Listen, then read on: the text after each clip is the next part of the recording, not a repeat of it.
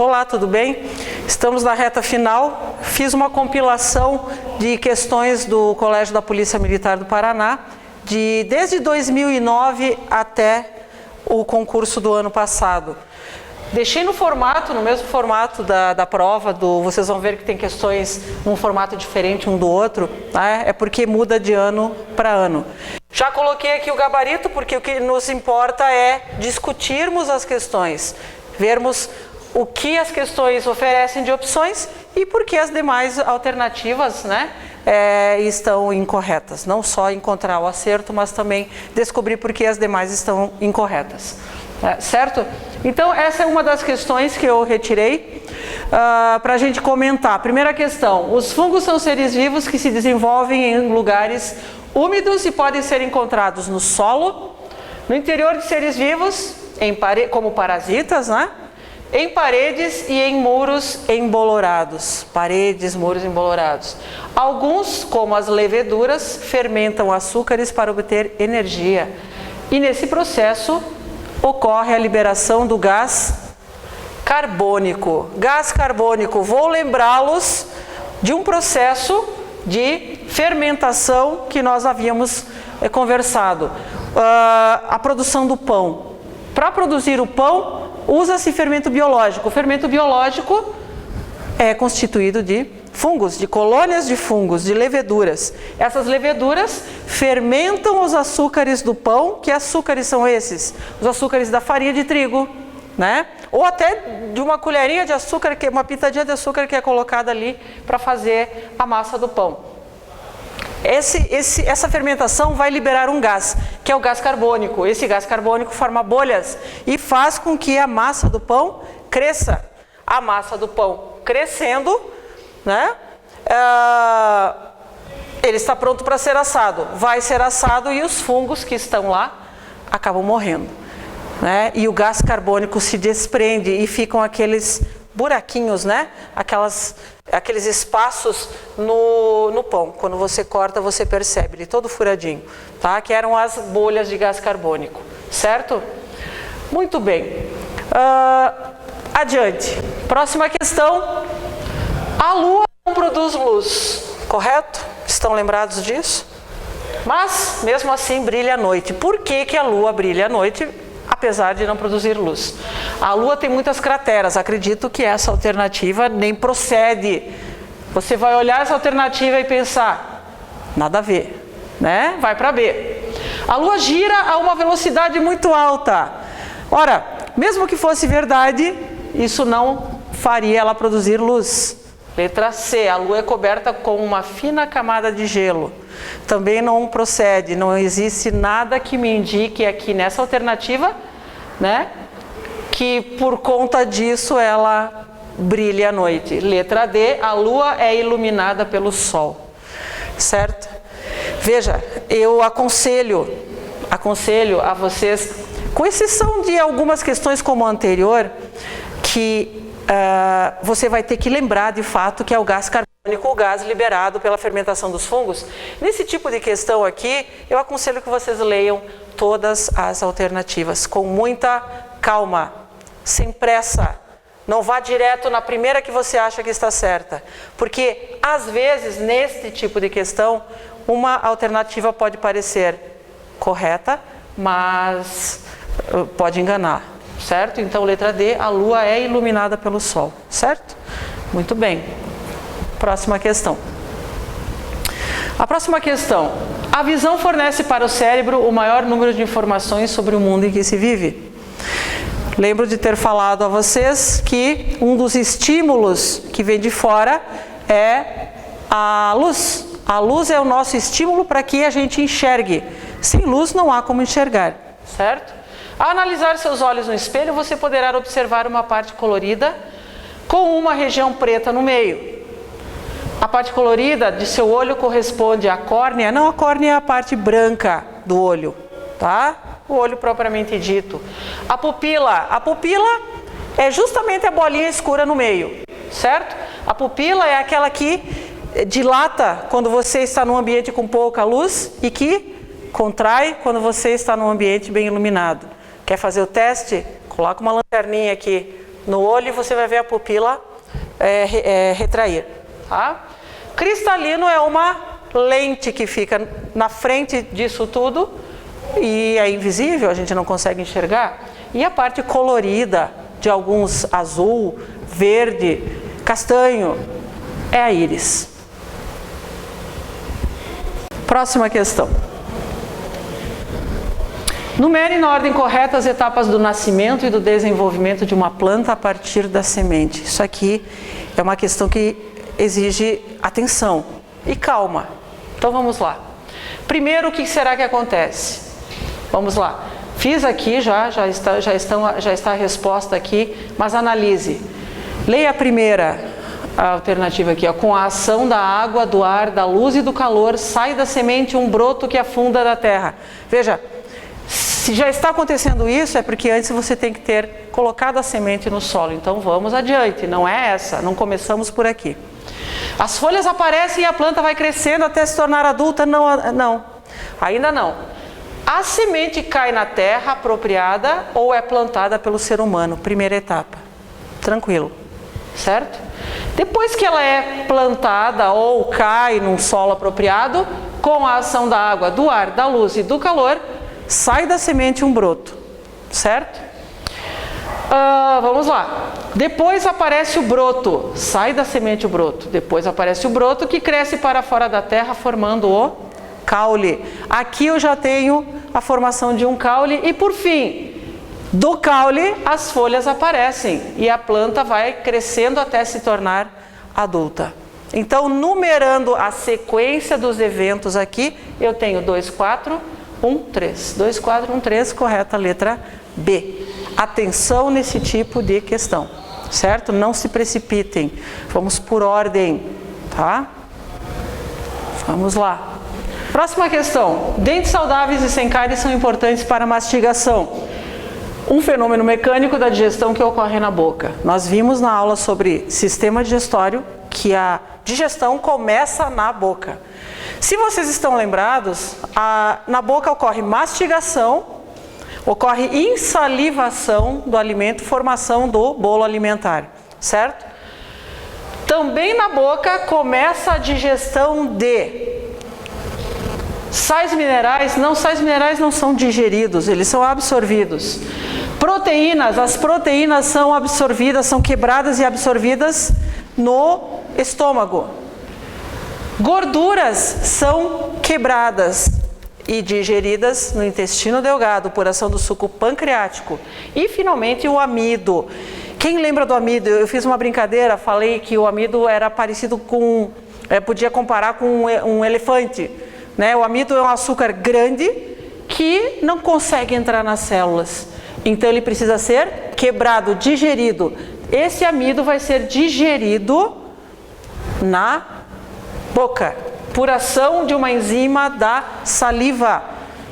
Que não vem ao caso nomear agora essa enzima, só por curiosidade é a ptialina ou amilase salivar. Mas lembrem que a digestão começa na boca e é o amido que é quebrado ou digerido, né? Quando eu digo quebrado, entendam digerido na boca, pela saliva. Ele começa a sua digestão ali e termina lá no intestino delgado. Próxima questão, sobre medula espinhal. Não troquem medula espinhal por medula óssea e vice-versa. A medula espinhal está aqui, na coluna vertebral. Medula óssea é a medula, é o miolo dos ossos longos do nosso corpo. Então, olha só. É um órgão do sistema nervoso localizado onde? No interior da coluna vertebral. A coluna vertebral é formada por ossos chamados vértebras e essas vértebras protegem a medula espinhal. Lembram-se que nós fizemos até uma atividade, um exercício que perguntava na apostila, que perguntava sobre se houver alguma lesão na coluna vertebral e essa lesão atingir a medula espinhal, quais as consequências? Paralisia. Né? Se a lesão for nessa altura, paralisia do corpo dessa altura para baixo, certo? Aqui, ó, muito fácil de você se enganar.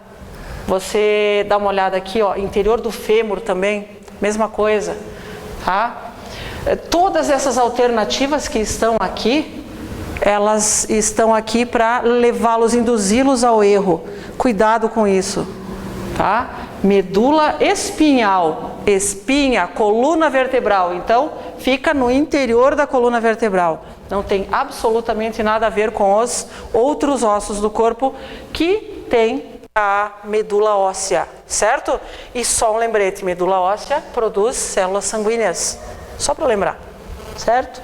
Vamos à próxima questão. Observe que a numeração não está na sequência, mas é porque, como eu falei para vocês, eu mantive a numeração original das questões do CPM. São questões de vários anos diferentes. Tá? Aqui uma questão que tem um texto sobre a gripe suína. Vamos ler. A gripe suína refere-se à gripe causada pelas estirpes de vírus da gripe, chamadas vírus da gripe suína, que habitualmente infectam porcos, onde são endêmicas, quer dizer que são comuns, acontecem de forma comum. Em 2009, todas essas estirpes são encontradas no vírus da gripe C e nos subtipos do vírus da gripe A, conhecidos como H1N1, que vocês já devem ter ouvido falar, H1N2, H3N1, H3N2 e H2N3. São todos nomes de vírus que causam vários tipos de gripe. A questão é, quais são os meios de prevenção contra a gripe A? Letra A. Para não ficar gripado, devemos ficar em ambientes com janelas fechadas. Veja bem, ficar em ambientes com janelas fechadas aumenta a possibilidade de contaminação, se você estiver gripado, ou se o teu colega estiver gripado, qualquer pessoa, certo? Então essa aqui não procede, não tem nem cabimento essa alternativa, tá? Letra B. Evitar lavar sempre as mãos, pois o contato excessivo com a água gelada pode deixar gripado. Evitar lavar sempre as mãos. Você pode dar um sorrisinho de lado se cair uma questão com uma alternativa dessa. Pode, tá? Mas não se exalte. Não tem nem sentido isso. Evitar lavar sempre as mãos, pois o contato excessivo com a água gelada pode deixar gripado. Então lave as mãos com água morna, certo? C. Abrir as janelas e deixar o ar entrar em casa, no trabalho, nos ônibus, na sala de aula. Essa é a questão, ou melhor, a alternativa correta, tá? Por quê? O que o ar tem a ver com isso? O ar vai fazer circular, né, esse vírus que você pode liberar, ou a pessoa que está gripada pode liberar no ar, e vai liberar, através da tosse, através do espirro, e diminui a possibilidade de você se contaminar. A letra D, lavar as mãos com álcool gel e ficar abraçado com outras pessoas. Pois assim, forma-se uma corrente que impede a contaminação do vírus. Puxa vida!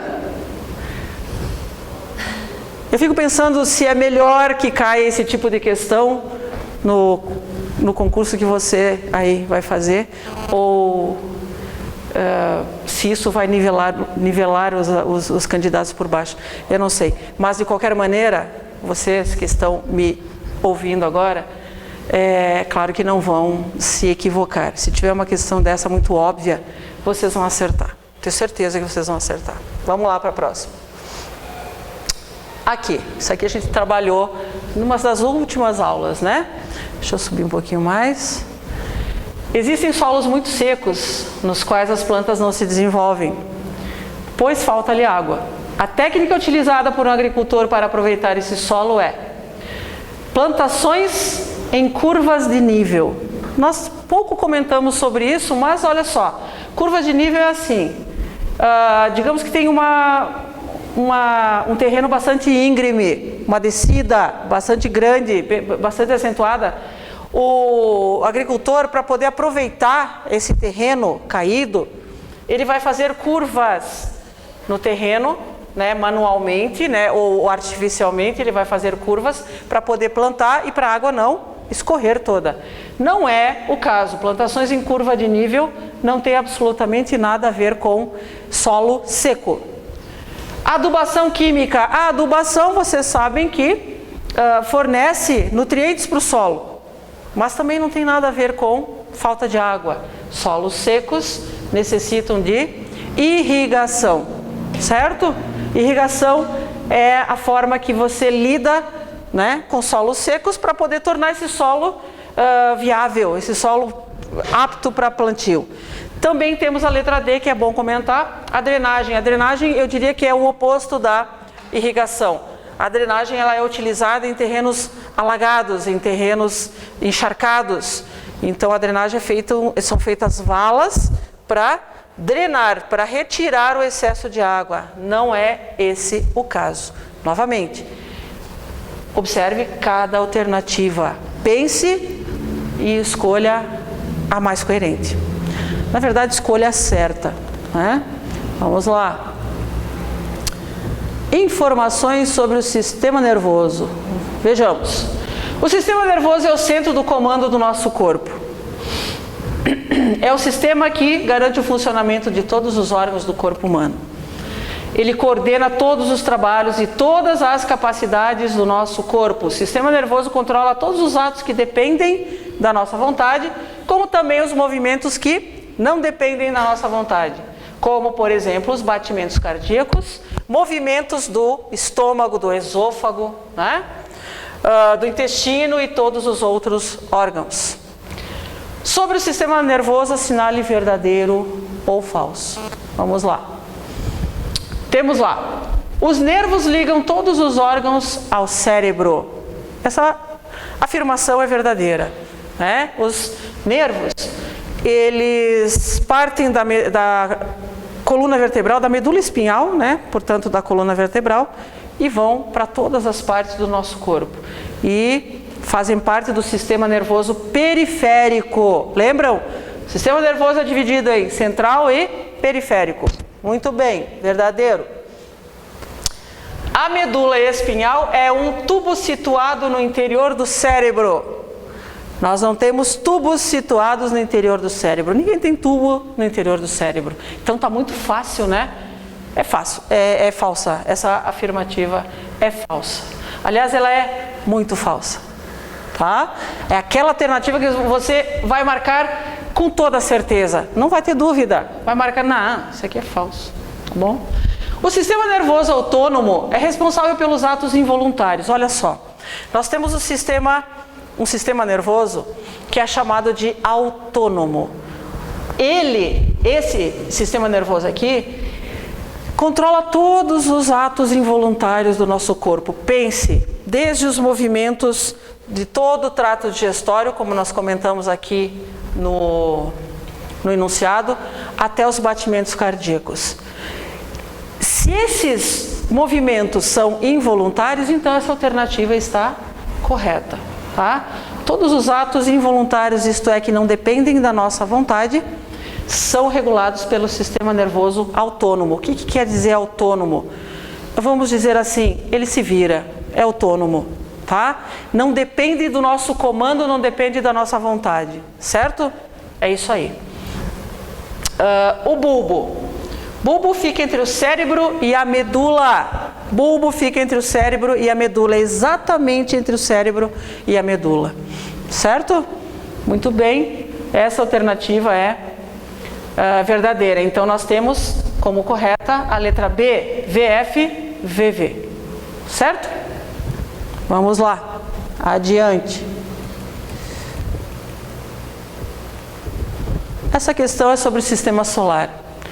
E observem uma coisa, sempre cai, ou praticamente sempre caem questões sobre sistema solar.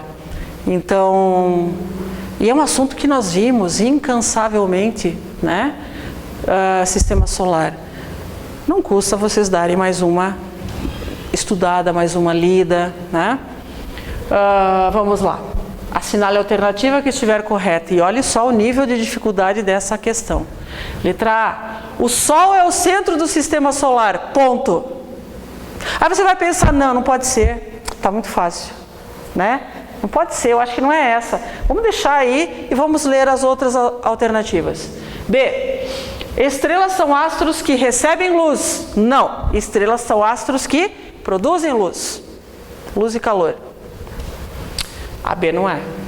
C. A Terra é o maior planeta do sistema solar. O maior planeta do sistema solar é Júpiter. Maior, sem dúvida nenhuma. Tá? É o primeiro planeta gasoso, é o quinto planeta em distância do Sol. Certo? D. Mercúrio é o planeta mais distante do Sol. Vamos lá. Mercúrio é o planeta mais próximo do Sol. É o primeiro planeta na sequência.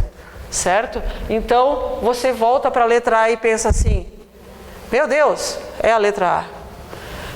Nossa, que fácil. Mas só depois de ter certeza você vai comemorar que é fácil. Não tenha tanta autoconfiança ou exagero de autoconfiança, porque você pode errar.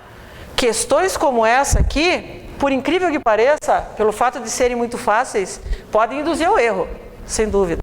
Então, observem bem, façam com calma. Novamente, eu vou insistir nisso. Muita calma para fazer.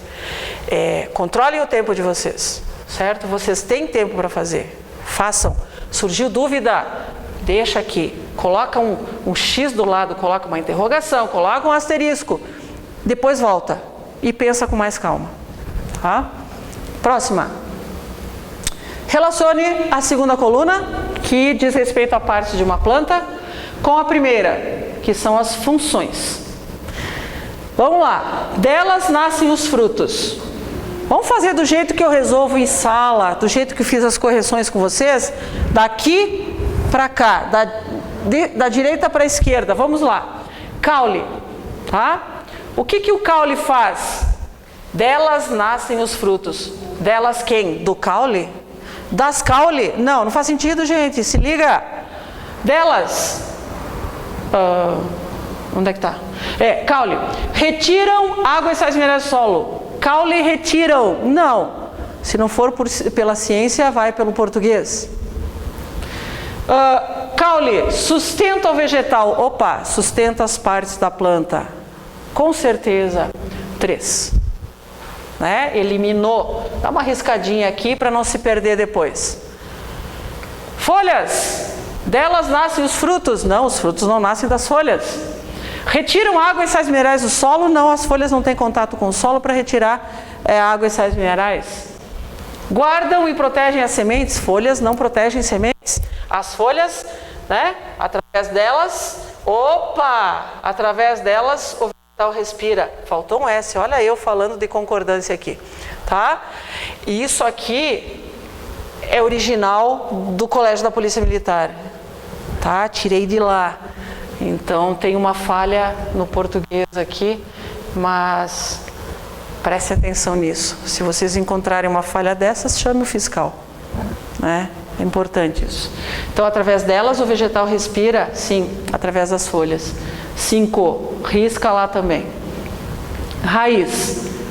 Delas nascem os frutos? Não. Retiram água e sais minerais do solo? Sim. Tá? As raízes. Mais um erro de concordância aqui. Flores. Delas nascem os frutos. Das flores nascem os frutos. Né? Lembram? Flor, gineceu, androceu, ovário, os óvulos, fecundação ou polinização, fecundação, formação das sementes, formação do fruto. Então, primeiro flor, depois o fruto, certo? Sequência 3, 5, 2, 1, 4. Ok? Cuidem aqui na hora de fazer isso aqui, essa ligação, tá? Vocês podem se atrapalhar, começou com 3 aqui, de repente marca D, sério, gente? Atenção. Vamos lá. Olha essa questão foi do ano passado, essa questão de 2013, no concurso de 2014, para o ingresso de 2014. Bob Esponja, quem não assiste Bob Esponja, além de mim, vocês assistem, né? Olha só, Bob Esponja, calça quadrada, é uma série de televisão americana de desenho animado, criada pelo biólogo marinho e animador Stephen Hillenburg. A série gira em torno das aventuras do personagem Título e seus diversos amigos, que habitam a cidade submarina Fenda do Bikini. Dentre os personagens listados abaixo, assinale aquele que pertence ao subfilo dos vertebrados. Meu Deus, professora, o que é subfilo? Não importa. Esqueça o subfilo. A que pertence aos vertebrados, isto é, qual dos personagens aqui é vertebrado? Vamos lá. O Bob Esponja, calça quadrada, é uma esponja do mar do filo porífero. De fato, ele é uma esponja do mar e pertence aos poríferos, os espongiários, mas obviamente que não é um vertebrado. Estão lembrados? Os vertebrados divididos em 5 grupos: peixes, anfíbios, répteis, aves e mamíferos. Esponjas não. Certo? Muito bem. Patrick, estrela, uma estrela do mar do filo equinodermo. Patrick é uma estrela. É peixe? Não. É anfíbio? É réptil? É ave? É mamífero? Não. Então não é um vertebrado. Vá por eliminação. Lula molusco. Uma lula do filo molusco. Molusco. Molusco é um invertebrado. Ficamos com o Sandy Bochecha. Sandy Bochecha. Eu não conhecia o Sandy Bochecha, mas eu sei que ele é um esquilo da classe mamífero. Me pergunto o que um esquilo está fazendo lá no mar junto com o Bob Esponja, mas enfim, ele deve usar snorkel, né? Ele é um mamífero. Sendo um mamífero, ele é um vertebrado e você mata a questão, tá? Notem uma coisa, em ciências, às vezes, quando você desconhece alguma coisa, um detalhe, às vezes você vai por eliminação ou por lógica, e isso vocês têm. Vocês têm inteligência de sobra, né, para descobrir, para deduzir algumas coisas que às vezes a gente precisa usar disso. Né? Vocês vão, à medida que vão avançando nas séries, na escola, vocês vão perceber como a gente precisa usar a lógica. Né? Muito bem. Mais uma questão agora sobre formas de energia. A energia elétrica que chega até nossas casas vem principalmente da transformação da energia das águas, que são as hidrelétricas. As hidrelétricas utilizam a força das águas para movimentar os geradores e usam fios especiais que conduzem, levam a energia até nossas casas e, apesar de mais comum, prejudicam o ecossistema por necessitar de represas para a construção das usinas. Dentre outras fontes viáveis, assinale a alternativa que representa menor risco de desequilíbrio ambiental para a produção de energia. Menor risco, certo? Vamos lá. Letra A, energia eólica e solar. Energia eólica é energia dos ventos. Utilizamos energia dos ventos para gerar eletricidade, né? Com geradores ligados a moinhos com pás, né? Que captam a energia do vento, transformam essa energia em energia elétrica. Os geradores transformam em energia elétrica. Esse é um tipo de energia limpa. É um tipo de energia que não deixa resíduo, é um tipo de energia que não destrói ecossistemas. Está corretíssimo. Energia solar. Energia solar tem várias formas, né, de você construir geradores de energia solar. Tem formas caseiras, que é só para aquecer a água, e tem uma forma que é bastante utilizada já no mundo todo, que são as células fotovoltaicas. Você vê numa construção, num pedaço do telhado, umas placas grandes, né? Aquilo é chamado célula fotovoltaica. Elas absorvem a energia do sol durante o dia. Mesmo que tenha pouco sol, alguma coisa sempre vai alimentar aquelas células. Estas células são ligadas a um gerador que fica dentro da sua casa, e esse gerador vai transformar isso em energia elétrica, sem consequências para o meio ambiente. Não haverá consequência nenhuma para o ambiente. Então, obviamente, assinale a alternativa que representa menor risco de desequilíbrio ambiental para a produção de energia eólica e solar. Vamos ver as outras. Energia solar e energia de combustível. Energia de combustível deixa muita gasolina, no caso, deixa muito resíduo, tá? Então, não é viável. Energia eólica, sim. E energia de combustível, novamente, não é a ideal. Aliás, somente energia de combustível Crianças, observem essas alternativas aqui. Não tem erro. Impossível errar uma questão dessas. Se você sabe que energia do combustível, gasolina, não é a melhor fonte de energia que representa menor risco de desequilíbrio ambiental, você já elimina 3 das 4 alternativas. Então eu digo para você, meu aluno, não tem erro, tá? Não tem erro, você não tem como errar uma questão dessas, certo? Terminamos aqui, tá? Eu queria comentar com vocês só mais alguma coisa para encerrar, né? Para encerrar essa revisão, peço que vocês, na véspera da prova, saibam dosar as coisas. Não fiquem só descansando e não fiquem só estudando. Estudem, descansem, alterne momentos de estudo com descanso, com brincadeira, mas não deixem de estudar. Vocês vão poder assistir essas revisões de véspera na sua casa, com a sua família, discutir com o pai, com a mãe as questões, resolver juntos com o professor e tirar suas dúvidas, certo? Então, saibam dosar, se alimentem bem, descansem, brinquem e no dia da prova, importantíssimo, cheguem com tempo, não cheguem em cima da hora, vão com calma. Faz mal esperar um pouquinho, chegar cedo, nós estaremos lá. Na hora que estiver dentro de sala, não olhe para ninguém, não há ninguém ali, só você, tá? Só você está ali. Tem que beber água, tá? Não muita, senão você vai precisar ir ao banheiro muitas vezes, aí não dá, atrapalha. Mas beba água. Uma dica. O estudo revela que beber água durante um processo e que você precisa usar muito a memória, ajuda a relembrar, ajuda, tá? Dá uns curtos-circuitos no corpo e você lembra das coisas, certo?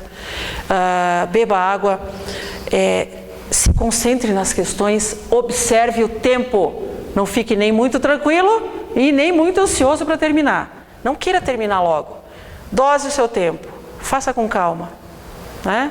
Se concentre e fique, como eu falei, não tem ninguém do seu lado, não tem ninguém na sua frente, não tem ninguém atrás, tá?